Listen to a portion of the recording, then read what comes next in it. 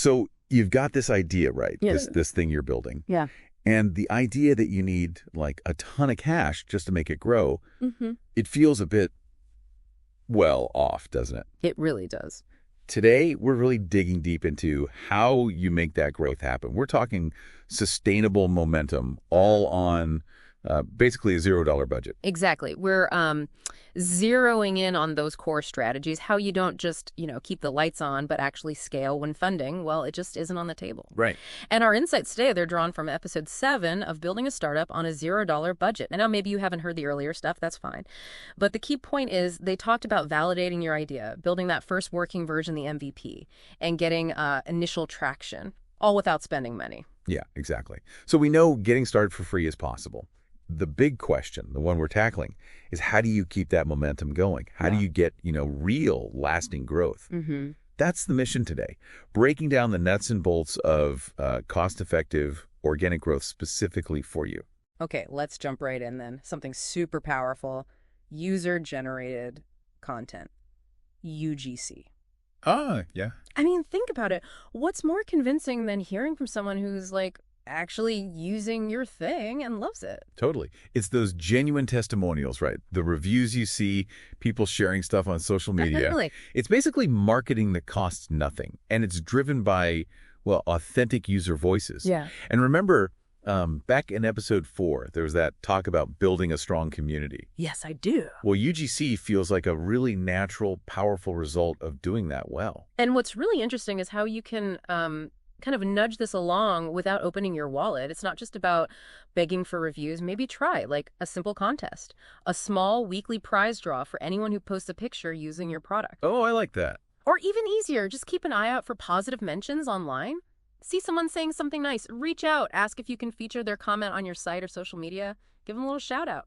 That makes so much sense. It's not just give me content. It's making your users feel, noticed and appreciated. Precisely. Which probably encourages even more sharing. Yeah. And it builds this layer of trust that you just can't buy with ads. Absolutely not. And sort of building on that, on the power of your users, let's talk community-driven growth. Yeah. This is a bit beyond just content creation. Okay. It's more about actively fostering a real sense of connection, belonging even. Right. Turning users into actual advocates. Yeah. Your biggest fans. The source material suggests creating places for them to connect with each other, maybe a forum. Yeah. Or a Facebook group, something like that. Even a free Slack channel. Yeah, exactly. Places where they can help each other out, share tips, just connect because they're all interested in what you do. Yeah. And the power there is this sort of network effect, isn't it? When users bond, they're more loyal, obviously, but they also start bringing in new people just by talking about it, word of mouth. Which is huge. The source definitely flags that as maybe the most powerful marketing there is. Because we inherently trust what our friends or peers recommend. Yeah, right? absolutely. Okay, so users are spreading the word, bringing people in. Love it. Mm-hmm. But as you grow, that means more work, right? Mm. How do you manage that load without suddenly needing a big team, especially on that zero budget? Okay. This is where smart automation becomes your best friend, your scalable sidekick, you could say. Okay.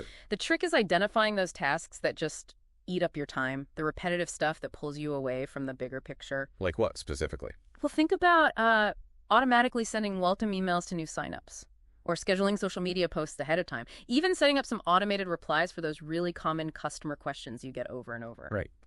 And the good news is there are tons of tools for this now, yeah? Many with free plans or really cheap starting points. Definitely. The source actually mentions a few good ones. Zapier is great for connecting different apps, making them talk to each other. Buffer for handling social media scheduling. MailChimp for email campaigns. Loads of options. And the real benefit is freeing up your time, yeah. That's the core insight. You offload the routine stuff, the busy work, to these automated systems, and suddenly you've got more headspace, more hours to focus on, improving the product, really engaging with that community, or maybe exploring partnerships, strategic stuff. Okay, strategic stuff. Let's talk about another potential time drain. Customer support. When you've got limited resources handling questions and problems, it can feel pretty daunting. It really can.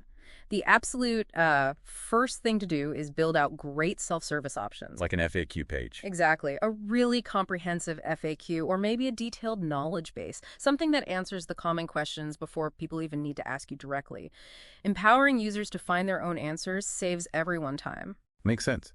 And again, this links back to the community idea, doesn't it? The source mentioned leveraging peer-to-peer support. Yes. That's a brilliant strategy.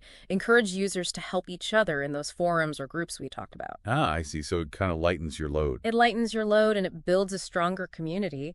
People feel more invested when they can help others out, share their own expertise.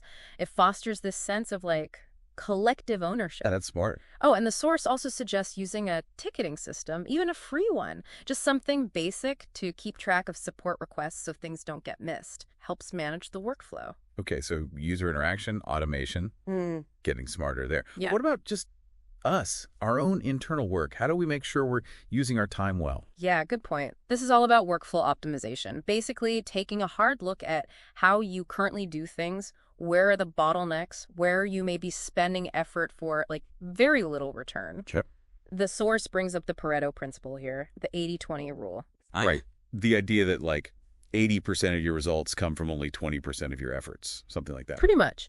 So the key is figuring out what that high impact 20% is for you and really focusing your energy there and being okay with, streamlining or even cutting out some of the other stuff. Can you give some examples? What might that look like? Sure.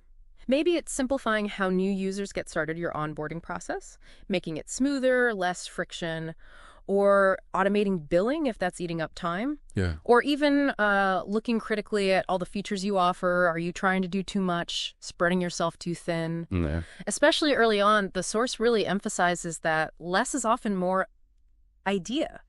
Focus is key. This all sounds super practical, very logical, but let's be real for a second. Building something from scratch, especially with no money cushion, it's tough mentally, right? Oh, absolutely. There are going to be ups and downs, moments you doubt everything. How do you keep going? How do you stay resilient? That brings us to, the mental game. It's so important. The source rightly calls it a marathon, not a sprint. You will have bursts of progress, then maybe things slow down or you hit a snag. So don't get thrown off by the slow periods. Exactly. And maybe even more importantly, remember to actually celebrate the small wins along the way. Keep that motivation topped up. And be ready to change course if something just isn't working? Totally. Flexibility is crucial. Persistence, obviously, and just being committed to constantly learning and adapting. And one more thing, try to reframe that $0 budget. How do you mean? Well, instead of just seeing it as a limitation, a constraint, try viewing it as a challenge that forces you to be more creative, more resourceful. The source suggests limitations often spark the most innovative solutions. You find ways you wouldn't have otherwise. Okay, I like that. So let's try and wrap this up. For anyone listening who wants that sustainable growth, but the budget is zero, the big pillars seem to be Morris Cardis. your community, right? Both for content, the UGC stuff, and for active engagement. Definitely number one. Then use automation smartly. Free up your time, which is your most precious resource here. Absolutely, your scalable sidekick. And finally, optimize how you work. Focus ruthlessly on the things that actually move the needle, that 80-20 idea. You've got it. Community, automation, smart workflows. That's the core. So maybe the final thought for you listening is, as you think about what's next for your project, what's one specific area where maybe a bit more community focus or one clever bit of automation, where could that make a really big difference for you right now? Yeah, what's that one lever you could pull today? Something to think about.